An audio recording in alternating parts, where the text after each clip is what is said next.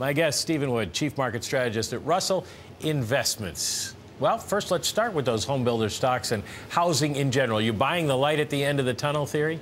I don't. Well, first off, I'm not sure if I'm in the Dan Quayle camp, but thanks for the introduction. I think you're seeing stabilization.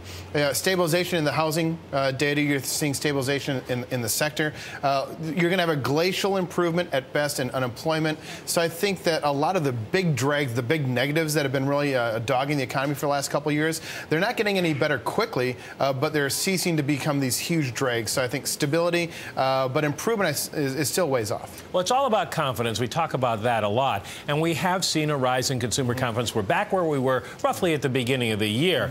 Does that carry through? Are Americans sort of inured now to what's going on overseas and down in Washington, and they're just going to power ahead? I think so. What you've seen is a reset.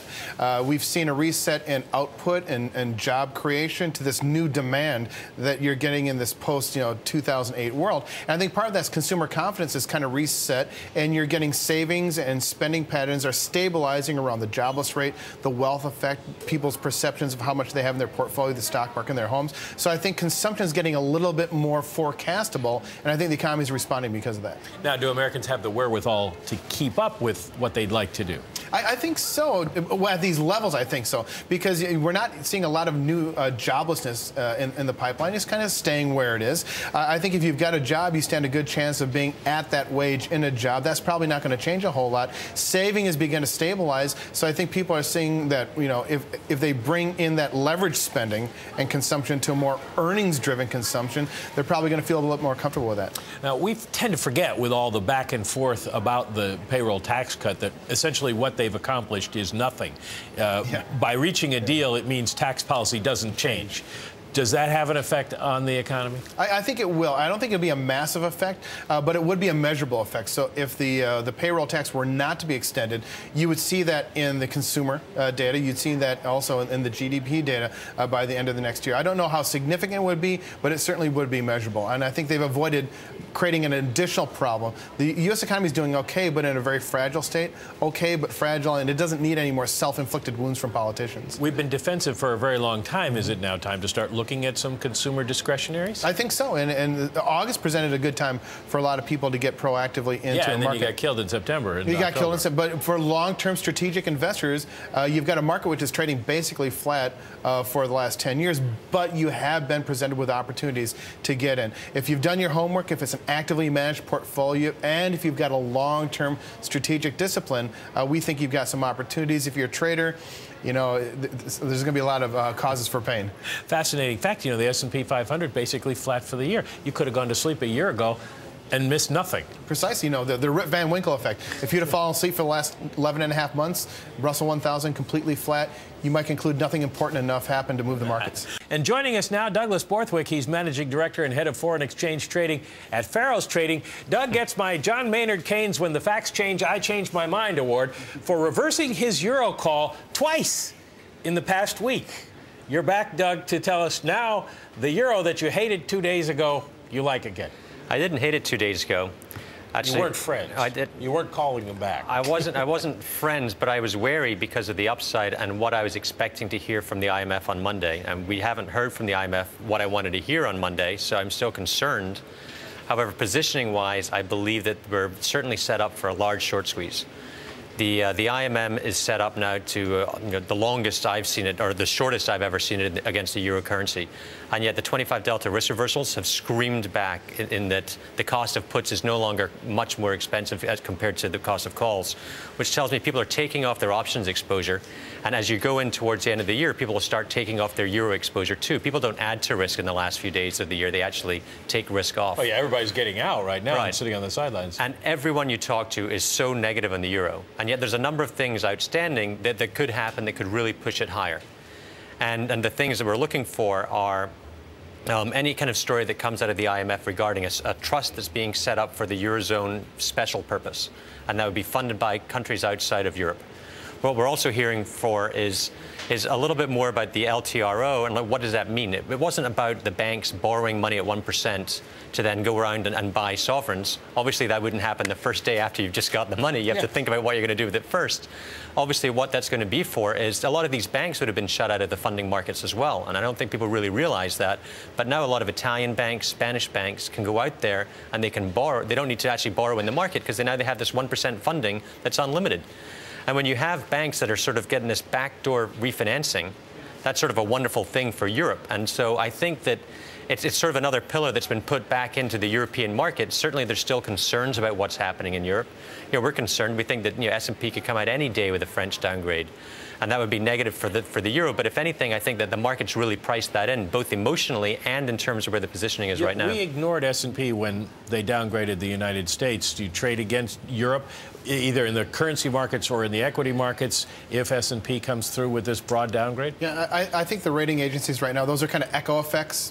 They just confirm many, many months after, the reality's already taken place in many instances. So I think that might have more implications for institutional investors who have to hold by, covenant or by governance document, securities at certain rating levels. But on the euro perspective, we know what the Europeans are going to do. The blueprint was given to them by the Americans in 2008. And they said they'd never do that because that was cowboy capitalism a la America. But they're going to have to go in with lay tarp, and they're going to have to recapitalize the banks, and they're going to have to go by the blueprint basically set down. And the difference, however, is in 2008, the U.S. Treasury with TARP and the Federal Reserve stemmed a crisis of confidence. And they got off cheap for about $700 billion, a lot of which has been recovered. But in Europe right now, they need to actually cover realized losses. So they could have gotten off cheap a number of years ago. They chose not to act. So the price tag is going to be at least double, if not more, for what they need to accomplish in Europe. Yeah, this is essentially a TARP, not a QE. A lot of people were thinking this was a QE, but it's not a TARP. QE, but it's a they loan. come back in February. Do we get a big take up again in February, and then they take that money and they go out and buy their sovereigns? Well, I think that if anyone buys the sovereigns, it would be an Italian bank buying Italian sovereigns. But it's not about that. It's more about them not selling any more sovereigns. I think that if you can sort of stem the selling and then get confidence back, then buyers will come back in. Remember, EFSF is coming forward, and soon that'll be enacted. I think in January it's going to start moving. And that's where the ECB, with the EFSF, will be buying debt in the market. But again, the ECB's made it very plain, and so is the EU, that they don't want yields to drop immediately overnight. And why is that? Well, because it encourages governments to make changes in their fiscal programs. Right. And essentially, you have to have the stick. And you can't come in there and push these Italian yields down to 3.5% because it's not going to encourage politicians to go this fiscal route that they want at the EU. And so you have to keep the yields here. It's not, they don't want to create the free money atmosphere so that the politicians say we're not going to do anything. That's what exists right now in the United States, where the Fed comes in and will buy debt, and you'll have interest rates at zero, and then the politicians say, well, why should we act? Let's just put it off until the future. Are you convinced enough to buy Europe at this point, or do you still think it's this sort of Damocles hanging over us? I think it's a sort of Damocles. I think if you're talking companies, so in our portfolios, security selection is going to be very critical, and I think there's a good number of companies in Europe that we do like, but sovereign debt is the toxic asset. And historically speaking, companies have been better credit values than countries have been. So I think this is coupled with regulatory requirements a couple of years ago that the regulators in Europe forced the banks to buy sovereign bonds because they were thought to be riskless. So you're getting to a fundamental concept here. The idea of a riskless asset is already a museum piece. And what investors need to look at is, in a world where no riskless asset exists, how do you diversify that portfolio intelligently and manage the risks, but you need to be aware of them. And Europe is going to be a risk. Predictions from our think tank. Stephen Wood, Chief Market Strategist at Russell Investments. Douglas Borthwick, Managing Director and Head of Foreign Exchange Trading at Faros Trading. And Dorsey Farr, Vice President at French Wolf Farr. Dorsey, let me start with you. What do you think, 2012? We have a little bit of momentum. Apparently, we may have a little bit of momentum in politics as well. We've had a very, reasonably, I'll put it that way, upbeat outlook on Europe from Doug. Can we continue the momentum? Can we finally get something going in 2012? Well, we think it's going to be tough. We have less momentum today than we did this time a year ago, as you were talking about. And so some of the data have looked a little bit better than they did in the late summer recently. But For instance, the consumer spending data have been better, but clearly we've been spending more than we're earning, and so that can't go on forever. The jobs data, we've had good news on new jobless claims, but we still think we're a long way off from meaningful job creation. And with an election looming this year, it's unlikely you're going to see major changes in the economy for the better until you get some clarity on what the policy regime is going to look like. Well, if there were one thing you would put money into in 2012, what would it be? Well, for risk assets, we like risky credit better than equity. So high-yield debt, leveraged loans if you're worried about rising rates. And that's because those are offering you decent prospective returns, but they don't require real lofty growth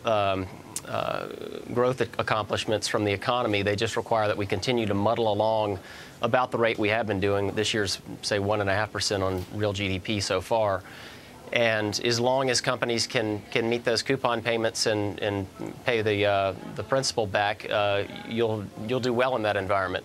In equities, we think you suffer unless you get a material improvement in the economy, and unless earnings continue to surprise to the upside, which seems unlikely with margins as high as they are. Steve, do you think earnings continue to move higher? What would you buy? I think they do. 2012 will be up probably high single digits off of 2011. One way of looking at that is a significant reduction from 2012, but also 2012 will be an all-time record for corporate profitability in the United States. So I think I agree. We do like global credit, and we're looking at a globally diversified portfolio of risk assets.